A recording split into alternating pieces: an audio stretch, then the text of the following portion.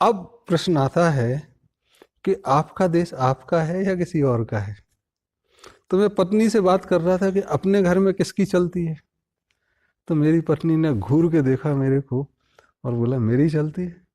किसके नियम चलते हैं? मेरे चलते हैं। मैंने पड़ोसी में शर्मा जी के यहाँ, बोले मिसेस शर्मा की चलती है।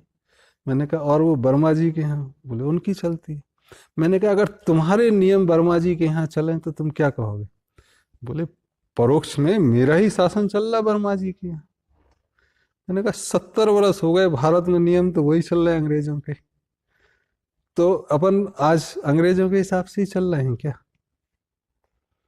ठप्पा लगा दिया सील तो क्या अपने हो जाएंगे क्या? तो आज जितने नियम हैं भारत में वो देश की तासीर के हिसाब से हैं ही नहीं। जो देश में इतना ज्ञान का बखान होता है, इतना अनुभव है, उसके हिसाब से है ही नहीं। तो चीजें अव्यवस्थित रहेंगी और अव्यवस्था से लूटने वाले जो हैं उनको इससे फायदा होता है। आप देखोगे कि जो फ्लड रिलीफ होता है और ड्रॉट रिलीफ, उसमें कईयों के बंगले बन जाते हैं।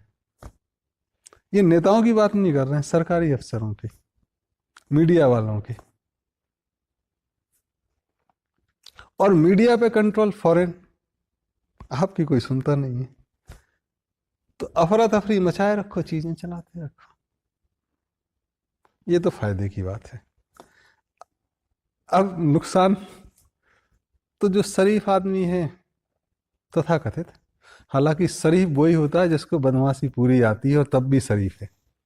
मौका नहीं मिला और आप ईमानदार हैं तो ईमानदारी पे प्रश्न उठ सकता है। आपको सारी बेईमानी आती है और तब भी आप ईमानदार हैं, तब होता है कि आप ईमानदार हैं। मौका मिला और लूट लिए तो फिर वैसी ईमानदारी नहीं, तो वैसी शरीफत को छोड़ दें। लेकिन जो शरीफ बेईमानी जान के भी शरीफ रहने की कोशिश कर रहे हैं, अगर उनको दिक्कत होती है और वो आंसू बहा रहे हैं तो दिक्कत है।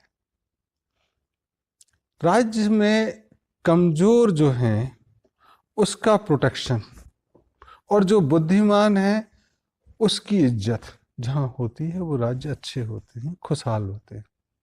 तो जो नहीं है वो खुशहाली नहीं है। आप रात को आराम की नींद सो नहीं पाते।